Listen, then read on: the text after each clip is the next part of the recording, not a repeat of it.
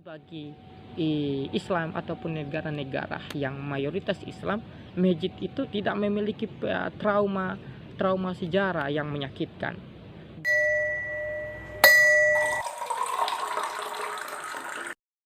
Erdogan sendiri menjadi bagian dari sejarah demokrasi di Turki, walaupun kebijakan-kebijakannya hari ini cenderung otoriter, tetapi itu masalah bersama, masalah kolektif negara-negara Islam itu sendiri, ataupun negara yang memiliki penduduk Islam yang terbanyak. Cenderung demokrasi hanya dijadikan alat, kemudian kebijakan-kebijakannya cenderung otoriter. Maka kembali pada konteksnya tadi, Erdogan yang menjadi bagian dari arus balik sekularisme di Turki, dan ini dikritisi oleh Barat. Kritikan cemoohan kepada Erdogan dari negara-negara Barat terhadap kebijakan merubah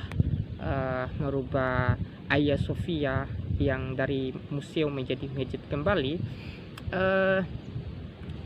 Kritikan-kritikan itu seolah-olah ada trauma sejarah sendiri di Barat yang kalau kita mengkaji ilmu atau mengkaji sejarah politik Barat itu sejak abad pertengahan, yaitu abad 5 sampai abad 15, itu adalah fase kegelapan bagi Eropa, yang dimana gereja itu sendiri memonopoli kebenaran, memonopoli keadilan, ataupun masalah neraka dan surga itu ditentukan oleh gereja. Dan itu yang menjadi bagian dari, kalau di dalam sejarah politik Barat itu menjadi semacam trauma sejarah yang sangat kental di dalam budaya-budaya Barat hari ini. Dan itu juga yang menjadi latar belakang cemoohan bullying terhadap Turki. Dan saya rasa itu hanya sebuah konteksnya adalah konteks sejarah ataupun peradaban yang terbangun di Barat itu sendiri. Tapi berbeda dengan Turki ataupun negara-negara Islam atau negara-negara yang mayoritas Islam, Indonesia, kemudian Malaysia, yang tidak memiliki trauma, ataupun Turki sendiri.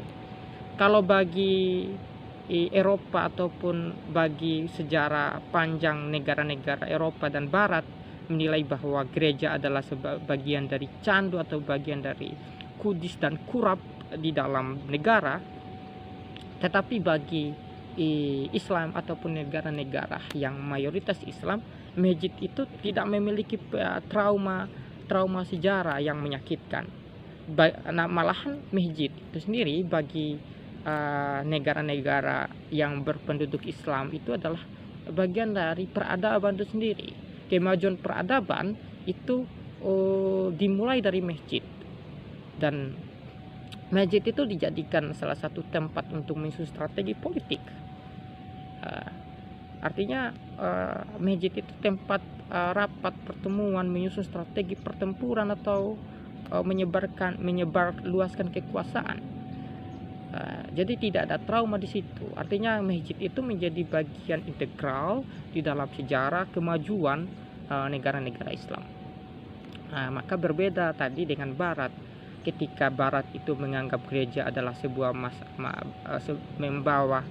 membawa masa gelap, mencemaskan, tapi masjid bagi orang-orang atau negara-negara Islam atau negara-negara yang berpenduduk Islam, masjid itu menjadi bagian dari sejarah kemajuan dan perkembangan peradaban.